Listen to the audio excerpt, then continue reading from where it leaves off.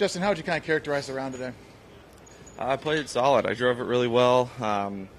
Just kind of stayed patient. Felt like I didn't take advantage of a couple of opportunities.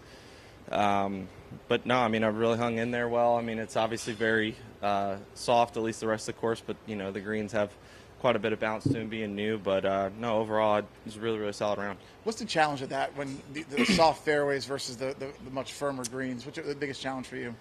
It's just kind of trusting it. I think it's, I mean, the speed of the greens, they're I would say, definitely a couple feet slower than normal, at least in past years. And, you know, I had a couple holes, like on 16 today, was on one, you know, I had where I missed the green by like a yard, and if it flies on, you know, I probably have somewhere within 10 to 15 feet, but when it lands short, it kind of is a little bit like Bay Hill can get, where it's very soft fairways, but you're trying to just cover that front edge, but if you don't cover it, it's going to stay short. But everybody's dealing with it. It's a tough, it's just a tough test, I'd say. How much, and we've talked about this for years, whether it be, you know, going from Firestone to the PGA back in the day, or having an event like this at a course like this, it's a major championship venue, going into a major championship next week. How much of it is it help? Is it a hindrance? Is it tire you out a little bit when you know, to have to deal with a course like this the week before a major?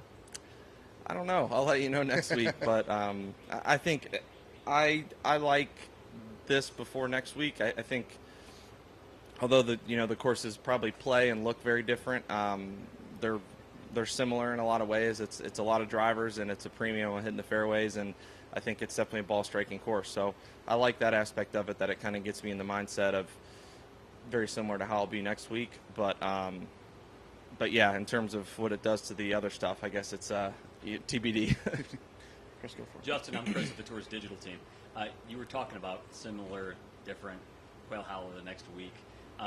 Big brawny golf courses. So we're kind of doing a little fun game here, setting a line over under. Gary set it at 12 under for the winner next week at Valhalla. 7,600 yards. Mm-hmm. Par 71. Mm-hmm. Might be wet. It will be 12 wet. under winning. I'm terrible at this, but Rory was 16 yeah, a decade ago. I think it's really good. I think my guess after playing it last week, I said like 12 to 16. I think that's generally a pretty good. It totally depends on the weather. If I had to, if I had to put something on it, I would say the over. But I don't know. Because you're talking about 467s. Yes. For 12 under. 467s for 16 under. Yeah. That's a lot under par. Yeah.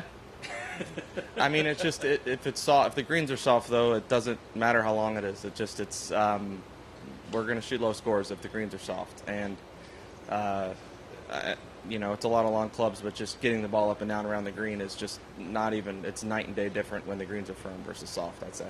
You did better than you said you did. Good job. What's that? You did better than you said you did. Okay, thanks. Thanks. Yeah.